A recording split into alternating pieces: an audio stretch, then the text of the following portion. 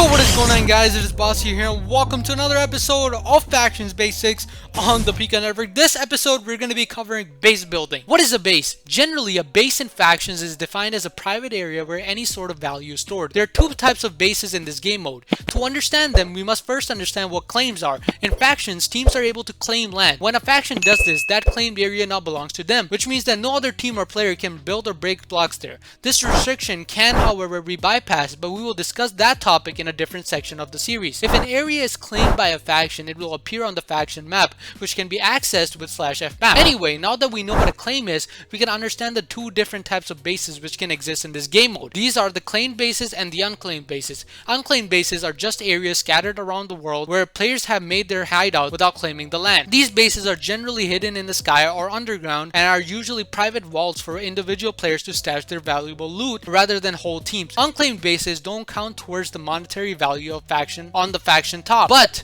can still hold precious items. These bases grant less safety as they come with no protection, but they are also more hidden, meaning that they are difficult to find and thus raid. These types of bases are usually not useful on Pika since our server provides private walls to basically everyone, thus guaranteeing far better safety and protection for those seeking to store their personal items. To make these types of bases, a person must find a random area away from player activity and hide some storage in it without claims. The player should also make sure to cover their steps and limit visitations to this base so as to not get it located. Claimed bases, on the other hand, are storage spaces for the entire team, the contents of which count towards the monetary worth of the actual faction on F-top. Generally, these bases host large grinders and farms which yield a lot of money rather than being stashed for valuable items like their counterparts. These bases grant more safety at the cost of being more visible as they are located on F-map. Even though any base which is claimed is technically considered a claimed base, there's a specific way of correctly creating such bases to ensure maximum safety. Think of it this way: someone can claim an area and place multiple chests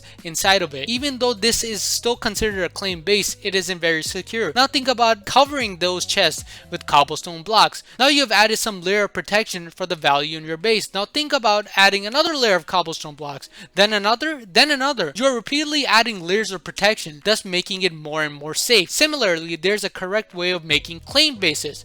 To understand how to make a good claimed base, we must first understand a few terms. A value box is the portion of the base which contains the monetary value of the faction. Things like farms and grinders. A base box contains one or more value boxes among other components of the base, such as chest rooms. You can think of this area as the headquarters of the faction. A wall is defined as a singular layer of protection for the base box. The buffer is defined as the entire area of claimed land between the base box all the way to the edge of your claim. The buffer counter is a defensive cannon which goes in a chunk inside of your base. This cannon is used to shoot at enemy cannons trying to raid you. A cannon, in turn, is a structure used to shoot TNT at an opposing faction so as to break blocks in their claimed land. All of these components make up what we call a claimed base. There are three places where you can create such bases. Bases can be made by the corner of the world, next to the world border, and any area away from the two. The ideal position is making it next to the corner, as you don't have to worry about the other two sides of the base, as enemy factions can raid you from outside the world border on either side. A border base is good as well for the same reason, but the difference is you have to look after three sides instead of two. Finally, a base made away from the border needs to worry about all four sides. Some special rules with regards to base building on Pika is having a maximum of 20 chunk buffer and a maximum of 160 walls. The maximum base box can only be 10 by 10 chunks.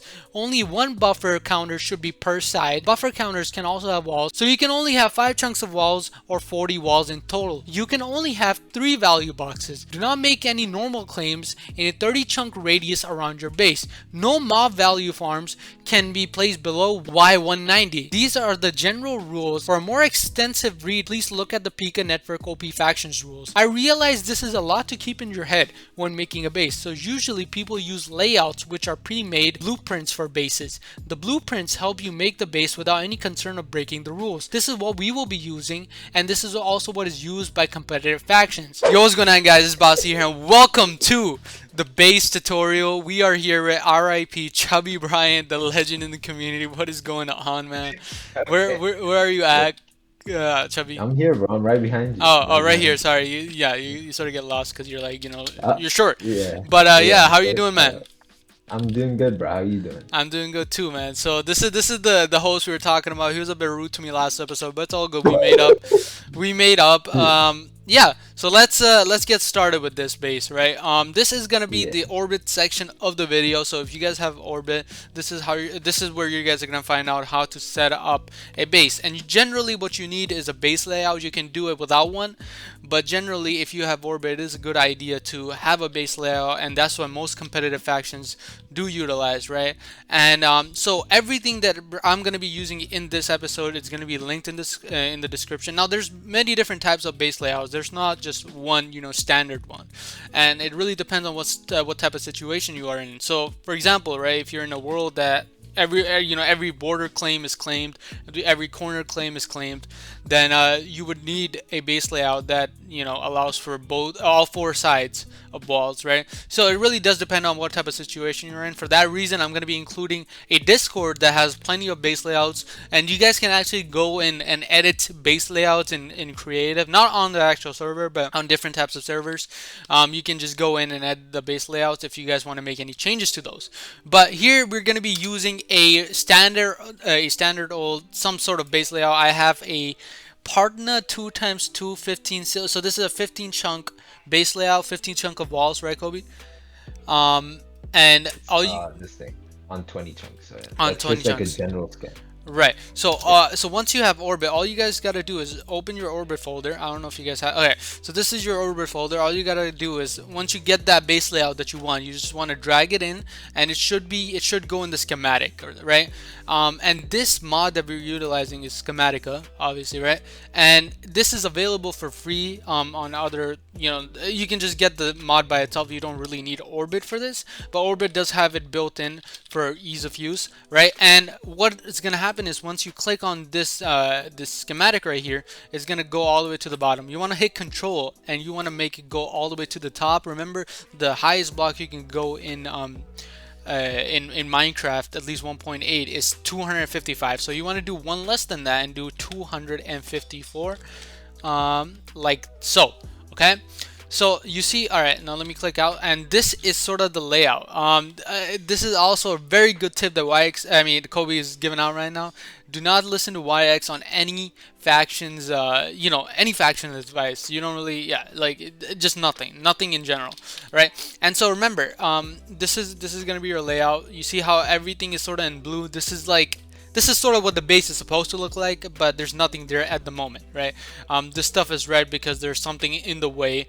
But yeah, all you gotta do is just do that. And now let's take a look at this base layout. This base layout only allows for two walls, so one is going to the north and the other one is going to the east. So only two sides of walls, right? And this is quite obviously a corner base layout. So what we want to do here is we want to sort of align this to our corner. You guys see this here? This part isn't actually yeah, so we want to sort of align this. What we can do then is just go back to Control, right? And we want to rotate this. All right, so to rotate it, you want to hit rotate. So Control, we want to hit Control, and now that we have rotated it to the right spot, and by the way, all you gotta hit is this rotate button right over here. All right, and then now we want to move it to hit the actual border over here, right? And some things are in red is because we are actually on top of water at the moment, right? We couldn't find like a good corner to do it on because it's the end of the map, but we're gonna make do with that. You don't have to really deal with that. You can change that later on. But as long as it's in 254, we should be good. So we're gonna go back to our schematic controls, and so we want to now move this to the right or to the left. So we can do that by changing the Mouse. Yeah, you can use your keyboard bind also. yeah, you can also use your keyboard bind if you guys have that. Bind it. I don't know. I'm pretty sure I have it binded, but again, these are y-axis settings. There's a big fault of my own for asking for his settings, but this is what we're gonna have to deal with now, right? And you have this minus button. If you want to go forward, you can do plus, right? And it's gonna go this way. And if you want to do minus, you can make it go this way, as long as it is touching the barrier. Okay, this is a bit out, so let me go back to the controls and we can do this. And what is it? Yeah, so this should be touching it. right? And now we want to bring it back. We want to hit it back. Uh, Hit it back. Nice. wrong choice of words, but this is, you can sort of like guess and check right here. So it's going forward this way, so this must obviously mean the plus sign is what's gonna bring it back. And we're backing it up here as we speak. We can spam it a little bit. You can use your keyboard this thing with direction. I'm So pretty sure. what are you saying, Kobe? No, you can use your keyboard directions. I'm pretty sure. Wait, Okay, so wait, wait. yeah, so Kobe just pointed out I can just use my arrow keys. You just need the arrow keys mod enabled, right? And so you can, if you're trying to make it come back here, we can just do this, this, this. Either way, you guys can sort of guess and check where you want to place it. But with this layout, we need to have it touching with the corner claim over here. Now again, every layout is different. It really depends on what type of situation you're in, but this is generally how you would set up a layout, right? And so once everything is set up here, what you want to do is, now you're good. Now you're good with the layout. Now you want to actually start printing things. And what you can do is you can go in /printer, right? And once you're in printer, now let me share my printer settings with you guys, right? You need printer settings. Again, these are y-axis settings. It's a very, it's unfortunate that I took them, but this is what we have to work with here, right? So we have enabled, limit packets. These are all y-axis settings. This is how he doesn't get banned. Let me rephrase that. This is how he doesn't get banned for printer. But yeah, so this is the settings, right? And so we need to make sure that before printing, never be in the regular survival game mode, right? Because what's gonna happen is you're gonna get banned from Pika. Now I know other servers might not have this issue, but what Pika does is it bans you if you are sending like a bunch of packets in on survival. So you want to make sure that you are in printer when you do this, and all you need to do is come down here, and at the moment nothing is sort of attached. You see how this is in midair? This obsidian that's supposed to be here isn't touching anything. It's in the middle of like air basically, right? So That. we can just so to actually touch, we need touching to initiate. Before What the hell? we need touching to happen, right? Before we start printing. Why? Because this is just in the middle of nowhere, just literally not touching any block, right? And so without it touching a block, we can't really print. It needs to be standing on something, and our pseudo obsidian gen is coming up anytime soon. Hold on, let me do a quick cut. Great. So it is now touching a block here, and all we need to do now is print it. You see how this print is going on right here? We are just printing everything, right? Yeah, this is all you sort of need to do, and you don't have to take out any blocks because it's gonna take care of it. Doing /printer is gonna take care of it, and we can just print this whole thing out just like so. Okay guys, so we are back from the cut, and you guys can see the base is coming along pretty well here, right? Some of it is watered, the most of it is not watered, right? But the important thing to know here is that and we didn't fully complete the base because there's, again, we pasted this on top of our old base, so there's a couple walls remaining, but this is just to get the gist of what your guys' base should be. And so you guys should highly advisable to actually print all of the walls in. But yeah, we're just doing this for demonstration purposes. Anyway, so we got this going on, and now we need to get to the important things here, right? So you guys can see that these are the walls. We have the obsidian. We have the obsidian and sand. The sand are used to mark the chunks and how far they are in, because when sand falls down, it is a marker as to how far a cannon or like someone that's raiding your base is in, right? So how far they are in. So it's sort of used as a marker for that.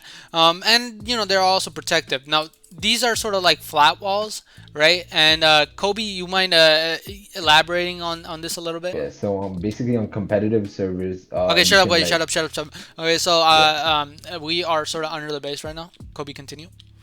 Yeah, so on competitive servers, you don't need to print the walls in, like all the walls in obsidian walls, because you can just hold the block in your hand and just turn on printer and gen the base in. But on Pika and Jartex network, it's you need to hold the block you need to hold the block. If you hold the block in your hand and start printing it, you're gonna get banned for cheating. So on Pika and Jartex, just print the whole thing in and then manually place the gen blocks just like this. Yeah, so just You as got Kobe it? said, what it's so just like we printed that base layout, you saw how fast that was. We can't really print all the walls in that fast, right? And so we need to manually go in and print these wall or place gen blocks for these walls. Now, if you guys don't know what a gen block is, you guys are new, that's fine. If you do such gen, these are the selection of gen blocks you have, and it's just what it sounds like, right? So a gen block is a block that generates all the way down or all the way to the horizontal side. So for example, if I do this right here, this will go all the way down. You see that? It'll go all the way down to the bottom, and these are your walls. Okay, so this whole one section, complete one section, would constitute a single wall. All right, so let's do all that real fast. So as you guys can see, this is a bit time consuming, right? So all the way down, this constitutes a wall. Okay, so once it prints all the way down, constitutes a wall, and this sort of takes a long time. So what people think is that you can just print gen, right, Kobe? That you can just use printer to also gen these walls in, which isn't possible on Pika. It's possible on most other servers, but Pika has it so that you get banned for cheating, and I'm pretty sure that's unintentional. But that's Pika's staff's problem. They need to fix that. But yeah, so what you need to do is you need to manually go out and place gen blocks around the layout or underneath the layout, and these would constitute your walls. Okay guys, so one more thing quickly to add. As you guys can see, we have the dirt gen blocks, we have the cobblestone gen blocks, you have the sand gen, so these are called gen buckets. Gen blocks, gen buckets, same thing, right? We have the ice ones. There's an important distinction in all of these in that they have a pseudo, or sorry, not pseudo, they have a pseudo counterpart, right? And what the pseudo counterpart is that it sort of ignores all of the blocks that are already there, and it takes those over to it. It's sort of like your ex, Kobe. So it sort of sucks the life out of everything around, right? And it just takes Yeah. over. I'm just joking Yeah. because Kobe does not have an ex. But like let's do this for example. Let's say we have so this is a regular gen bucket block, right? Oh, sorry about that. Okay. Hold on. Let's see.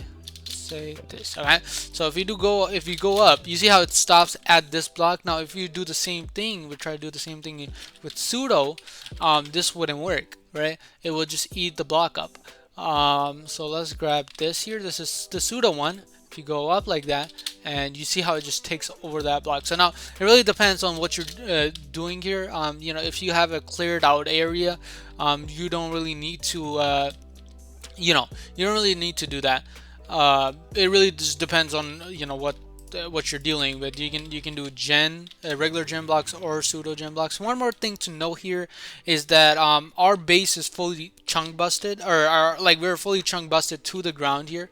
And Kobe, what's more advisable? Is it like should we chunk bust all, like should, when we're making walls, should all the walls be touching like bedrock level, or can they just stop at like the ground? They can potentially one shot. They should all be touching bedrock because as soon as it depends though. Once you start a map, you need to make sure you chunk bust everything, your entire 20 chunk buffer, and then you gen your basin. So make sure your walls are touching to Y1. You need to Right. make sure because if it's not touching Y1, there you're basically gonna get one shotted. Yeah. So that's one more important thing that we sort of glossed over here, is that your base should be chunk busted all the way down, or chunk busted. What chunk busted means, again, if you don't play factions, is it should be all the way to the ground. It should be cleared out all the way to Y1 right here, right? It should be cleared out all the way to the ground, and you can do that easily if you have things like chunk busters, right? So these types of things, they just chunk bust everything within the radius all the way down to the ground. All right, and you need that for your walls. Your walls should be touching Y1, right? They shouldn't, there shouldn't be any sort of gap between there, because that might be detrimental when you're getting raided. Yeah. So once you guys are done with all of your walls, and everything that's there. What you want to worry about is your Condition. value box as well. And how big should the value box be, Kobe, in your estimation? It depends because Pika is mainly like a spawner-based e economy. So normal value boxes are like 5 by 5, 6 by 6 to like make sure you have all the spawners. You can place all the spawners. Because if Okay. it's like a 2 by 2, your spawners are not gonna fit on Pika-Network. So So what do you mean by 5 by 5? 5 blocks by 5 blocks? no, 5 chunks by 5 chunks. Okay, freaking say that. They should be, and should they be touching the ground? I don't think so, right? No, it needs to be touching to a point, and then under that you need to gen your rev layers. All right, boys. So now that Kobe and I have genned the actual value box, this is how the revelers look like. They are sort of like basement protection that we talked about in that one episode. So Kobe, what are revelers? Yeah. They're basically to stop you from getting revved.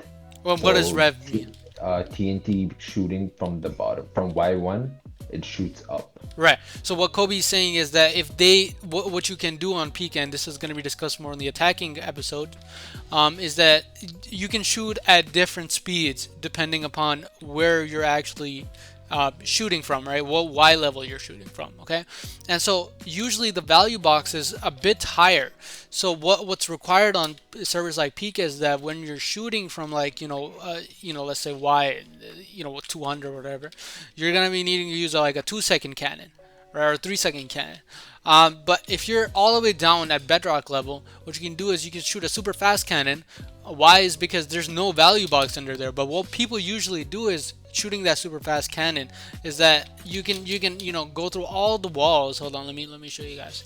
So let's say these are the walls, and you're shooting with your super fast cannon is going through all these walls one by one, and you're gonna breach this part of the area, right? And what you can do is you can vertically shoot upwards, right, Kobe? You can shoot TNT upwards once you have breached like the bottom part. And what rev layers do, they help protect from those types of attacks. They're like basement protection, right? And so how do they work again, Kobe? What do you need to do to make rev layers? You need to make sure like there's a one block gap, and you need to make sure it's watered. Yeah. The revelers need to be watered. So if it's dry, then they can still. If you have like 50 revelators, but they have no water in them, they can still one shot you. But Right. if you have like 50 revelators and it's all watered, then they're not gonna be able to rev you unless they use like a rev hybrid. Do these Which is corners matter? what do you Where like how you have these corners here? no, it doesn't matter. I Okay. mean, you probably need to mine them, but yeah, Yeah. it doesn't really matter. Okay, got it. And so how many revelers are advisable on a base? Um, on Pika, I would recommend around like 30, 30 to 20 revelers. All That's right. like a safe bet because it's R- Gapo PvP. So right. patching the one stack, the 0.2 sec, the cannon which shoots at that low Y should be easy on Gapo PvP. Alright guys, so now that we've shown you guys all that, let's go to the buffer counters, which are usually located diagonally from the main base. And the buffer counters, as we discussed, they're sort of your mini cannons inside of your base claims, right? And so whenever you're getting shot at, you can utilize these cannons to shoot back at the opposing cannon space, right? And yeah, so these are where they're located in the base layouts. They're usually diagonal from the center of the base, and they have their own individual set of walls, right, Kobe? And this is the sort of top of it. Remember, there's nothing really underneath it at the moment, and that's something you guys have to make on your own depending on what type of cannon you use, right? This layout requires that you need a 13 by 23 buffer counter, and to see and so your cannon should be within that radius, right, Kobe? Like 13 by 23 should be within that area. Yeah. You shouldn't pick a cannon that's bigger than that. And so you can check you can check that easily by just counting these. So the length times the width, that's sort of the area you need your cannon in. All right, so how vertically big can the buffer counters be? Like, can they be like, yeah, just how big can they be? However low they want, but I would recommend it be as short as possible, like, at least like Y to like 200 or 210. So the people rating the shooting at the buffer counter will not have that many Y coordinates to adjust to. so it'll make it harder for them to breach our buffer counter. So make Okay, sure I you see. try to get a good buffer counter scam that Yeah. makes sure that only reaches like around Y200. So the people rating us can't really adjust all the way low and breach into our buffer counter. But So it'll be doesn't harder for them. Yeah, Yeah. but doesn't that work in conversely too, where like we Yeah. can't shoot at their cannon? Yeah, but technically it's better for us because their main priority is to take out our buffer counter to survive. But we can switch between buffer and side. So we're Okay, not I we see, just I see, I see. we We have just need more to keep the options. buffer counter alive to keep like, pressure on their cannon box. Right. And so this is Kobe. He's now right now printing a cannon in within the buffer counter, and you guys can see it's not completely in, but that's sort of fine. And all you then have to do is sort of cover this area up, right? Yeah, and you should be good. You should just make, a couple walls here, and you can fill in these walls as well to protect that buffer counter. And yeah, that should be it. This is gonna be the bottom of the cannon, right? So yeah, you guys, this is sort of all self-explanatory at this point, right, Kobe? Yeah, you Um, just need to like just get an idea of it. This is like a quick print, but normally you would print in like an actual buffer counter in here. This is just show an example like what's supposed to be in the cannon. and buffer counters are going to be explained a bit more in the actual defense section of this series, right, Kobe? And yeah, Yep. we should be good with that. Now let's get back to the top of the base, and once you guys have printed in all these essential things, remember, you need to print these things in first, right? And then once you're done with all that, then you have to water the base. Now we already have some water going around, but that's because we pasted this on top of our old base, and that's why we have this water. Generally you won't have water on top of your base, okay? And so what you would need to do is you would need to manually put water. Well, you can use infinite water. So if you do slash shop, right, and go into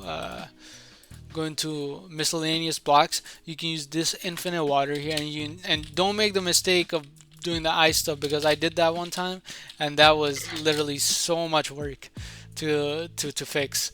But yeah, use the infinite water and just spread that across, and you guys should be good with that. So now that we have that, what we want to do is tray, okay? And now traying, this is why we have this netherrack here, right? Not just because it connects everything together, it's also because you can place water on it, and you want to get rid of this netherrack once you place water over your whole base. So what you can do is do slash shop and go to the redstone section, and you can buy a netherrack, right? And you can just tray all this stuff out, right? You can tray all this netherrack out. Now this is sort of time, it requires a lot of time to do this. Kobe, is there a fast way to do this, or is this just brute You force? could add efficiency on your tray pickaxe, but Yeah, yeah, but that's that's the about it. fastest way. I Yeah. mean, this is as fast as it can go. Yeah, so you would have to then finally tray all of those things down. And now remember, this is a lot better. I mean, your base is gonna be very secure once you do all this stuff, and you guys are gonna be in the clear to at least not get easily raided. All right, I mean, you guys still, yeah, so remember, factions is the most competitive game mode out there. So this is why a lot of this stuff is required. But the rewards you get from it is a lot too, right? So it sort of balances out. This is how you can make a base if you don't have a layout. Yeah. I need to manually So just it's see a it it's a then. bit tricky to do this without a without schematic or a base layout. But what you can do is you can just manually do all this stuff. So however much you would want your value box to be. Let's say it'd be like 5 times 5 chunks. Or, I mean, this isn't even 5 times 5 chunks. It's like, well, one chunk. Yeah. Yeah, so one by one chunk, and you can sort of make a small little base go in here without a base layout, right? As you guys can see, Kobe is genning the walls in like so, and you don't really need much for this. I mean, if you just like want to store your value for a bit in a certain temporary location, you can do this without a base layout. But yeah, it's nothing too complicated. You just need one block gaps, and but the problem here is, Kobe, is that you're doing this on ground level, right? So Yeah. preferably, wouldn't you want it to be Yeah, I touching mean on touching the bottom? Bedrock. Yeah, Yeah, preferably it would be there, but that's yeah, just the gist of it. yeah. I This just is have just to of it. gen like a random thing. Yeah, yeah. It's just sort of like going with the flow here without the base layout, right? You're just, doing, I mean, it gives you more room, but if you want things like, buffer counters or revlers, Yeah, more yeah. protection, it is very advisable to use a base layout, regardless of what base layout. Like even that 15 chunk base layout is a lot better than doing this individually, right? And so that's why it's advisable to get either Orbit or Schematica or some client that has some sort of Schematica built in. If you don't have a factions client, you will need to get Schematica by itself to use these layouts. The following clip will help you with that. Alright guys, so this is the portion of the video for people that do not have a factions client and still want to use base layouts with Schematica. What we're going to do is directly install Schematica by using Minecraft CurseForge and 3 specific clients, all of which have to be on the 1.8.9 version. We're going to be using the Lustrous Core client, something like that. We're using Optifine 1.8.9, and we are also using the Schematica 1.8.9, so you guys can install Forge just on the screen, just like I've done,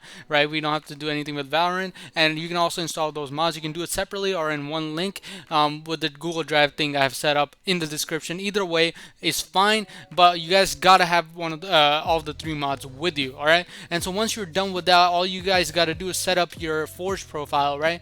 And you can hit Minecraft and create a new profile, and this also has to be on 1.8.9. You can just hit create down there, and that should be it, right? And then you want to go into the settings of it and then hit mods. You want to go into the mods folder and just paste all of those 1.8.9 mods inside, and then you should be good. You have everything set up now, and you can just hit launch and play Minecraft. And there should be a version for this for T-Launcher, but all you gotta need are those 3 mods and you guys should be good. Okay guys, so we now have Schematica, the original Schematica, loaded onto our regular Minecraft client. So this isn't any Orbit stuff like that. This is just a regular old Schematica. These are my printer settings, right? And yeah, just utilize these in the future when we do start printing cannons and stuff. I might change these settings a little bit, but for the overlay this should be fine. You might have some trouble printing the cannons, but yeah, mostly it should be all good. Yeah, so let's get into the actual Pika world, where I'm gonna demonstrate this one more time. It's not too different from the regular way you print on Orbit. Orbit just has a bit more settings and its printer is more refined, but this still works. This is a bit of an old Schematica version. I believe this is I mean, this is 1.8.9, right? So it's a couple years old, but yeah, it should still work fine. Now so if you go to the control section, you have a bunch of controls. This is where the controls are, obviously, and you can load the schematic, you can manipulate it, and yeah, you can set all these. For me, the load is insert, so I'm gonna press insert, and then I'm gonna load in this one here. All right, and yeah, so this is the schematic. I just loaded in some random chunk. I'm just showing this for demonstration purposes. What you want to do /fly, and you can still manipulate the schematic. Hold on, let me.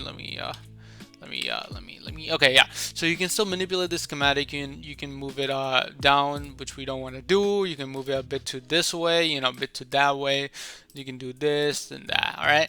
You can also, I believe, flip these or rotate these. All the above, all the options that Orbit has, or most of the ones you actually would need, right? And so yeah, that we should be good with that. And all you want to do is do /printer, right? And we can just hit printer on. There's a setting I have, again, from the control set to my keybinds for printer on. Toggle printers, yeah, so it's delete, and all you want to do is just go in and look at that. It places everything as fast as possible. All right. Merce guessed it. All right, so Merce, if you're watching the video, you're right, bud. I am recording a Factions Basics episode, and yeah, so everything should be good here. Everything is fine like this. You see that? So yeah, that's literally all you need to do with the regular Schematica. It is a bit of a downgrade on options, but it still definitely works, and this is sort of all you need for the layout again, right? So if you don't have Orbit, yeah, just utilize this. You should all be good. You might have some trouble printing the cannon in, but we're gonna cross that bridge when we get to it.